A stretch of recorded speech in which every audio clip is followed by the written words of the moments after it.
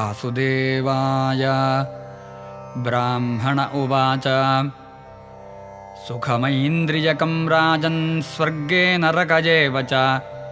देहिनां यद्यथा दुःखं तस्मान्नेच्छेत तद्बुधः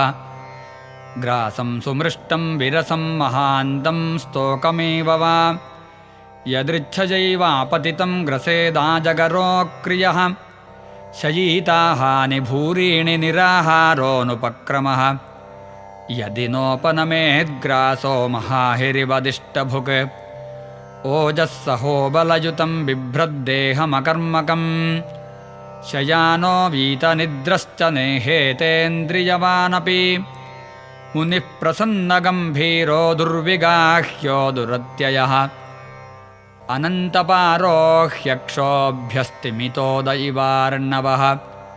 समृद्धकामो हीनो वा नारायणपरो मुनिः नोत्सर्पेत न शुष्येत सरिद्भिरिव सागरः दृष्ट्वा स्त्रियं देवमायां तद्भावैरजितेन्द्रियः प्रलोभितः पतत्यन्धे तमस्यग्नौ पतङ्गवत् योषिद्धिरण्याभरणाम्बरादिद्रव्येषु मायारचितेषु मूढः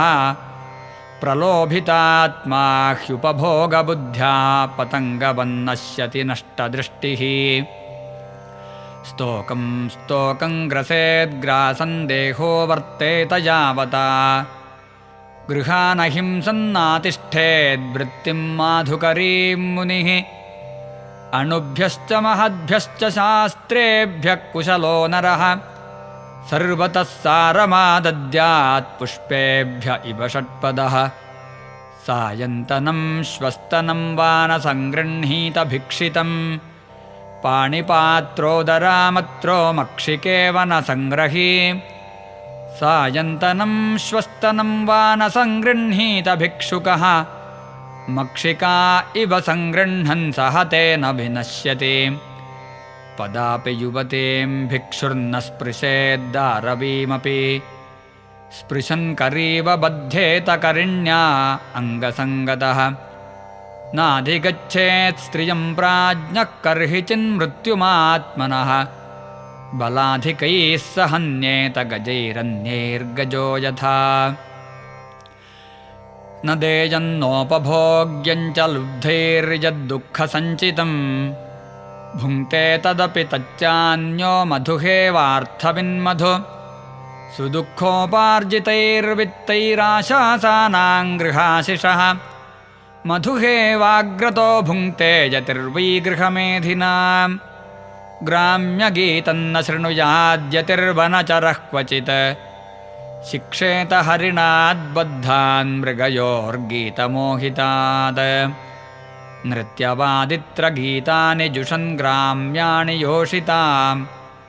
आसां क्रीडनको वश्य ऋष्यशृङ्गो मृगीसुतः जिह्वयातिप्रमाथिन्या जनो रसविमोहितः मृत्युमृच्छत्यसद्बुद्धिर्मीनस्तु बडिशैर्यथा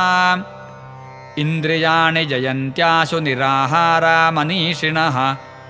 वर्जयित्वा तु रसनं तन्निरन्नस्य वर्धते तावज्जितेन्द्रियो न स्याद्विजितान्येन्द्रियः पुमान् न जयेद्रसनं यावज्जितं सर्वं जिते रसे पिङ्गलानामवेश्यासीद्विदेहनगरे पुरा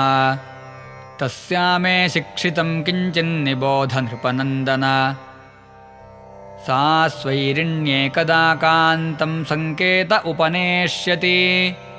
अभूत्काले बहिर्द्वारि बिभ्रति रूपमुत्तमम् मार्ग आगच्छतो वीक्ष्य पुरुषान् पुरुषर्षभ तान् शुल्कदान् वित्तवतः कान्तान् मेनेऽर्थकामुका आगतेष्वपयातेषु सा सङ्केतोपजीविनी अप्यन्यो वित्तवान् कोऽपि मामुपैष्यति भूरिदः एवं दुराशयाध्वस्तनिद्राद्वार्यवलम्बति निर्गच्छन्ते प्रविशते निशीथं समपद्यत तस्या वित्ताशया शुष्यद्वक्त्रायाधीनचेतसः निर्वेदः परमो जज्ञे चिन्ताहेतुः सुखावहः तस्या निर्विण्णचित्ताया गीतं शृणु यथा मम निर्वेद आशापाशानां पुरुषस्य यथा ह्यसिः न ह्यङ्गाजातनिर्वेदो देहबन्धं जिहासति यथा विज्ञानरहितो मनुजो ममता नृप पिङ्गलोवाच अहो मे मोहविततिं पश्यता विजितात्मनः या कान्तादसतः कामं कामये येन बालिशा सन्तं समीपे रमणं रतिप्रदं वित्तप्रदं नित्यमिमं विहाय अकामदं दुःखभयाधिशोकमोहप्रदं तुच्छमहं भजे ज्ञा अहो मयात्मा परितापितो वृथा साङ्केत्यवृत्त्यातिविगर्ह्यवार्तया स्त्रैणान्नराद्यार्थतृशोऽनुशोच्यात्क्रीतेन वित्तं रतिमात्मनेच्छति यदस्थिभिर्निर्मितवंशवंश्यस्थूणं त्वचारोमनखैः पिनद्धम्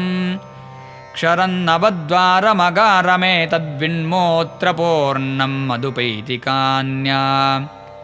विदेहानां पुरे ह्यस्मिन्नहमेकैव मूढधीः यान्यमिच्छन्त्यसत्यस्मादात्मदात् काममच्युतात् सुहृत्प्रेष्ठतमो नाथ आत्मा चायं शरीरिणां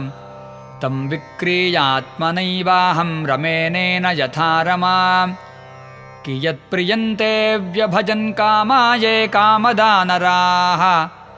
आद्यन्तवन्तो भार्याया देवा वा कालविद्रुताः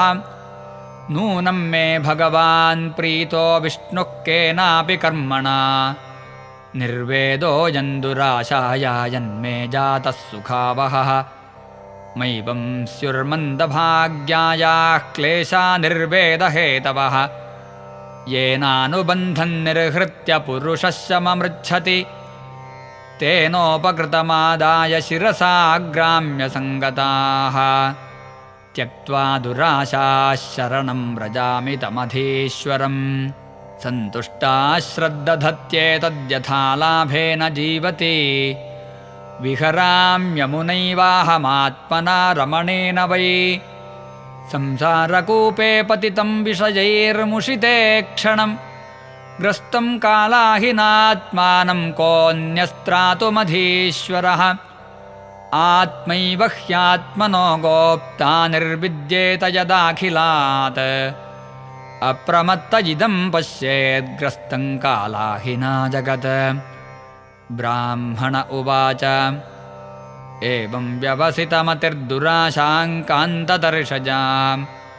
छित्त्वोपशममास्थाय शय्यामुपविवेश सा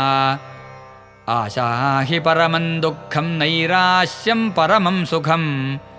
यथा सञ्छिद्यकान्ताशां सुखं सुष्वापपिङ्गला इति श्रीमद्भागवते महापुराणे पारमहंस्यां संहितायाम् 11स्कन्धेष्टमोऽध्यायः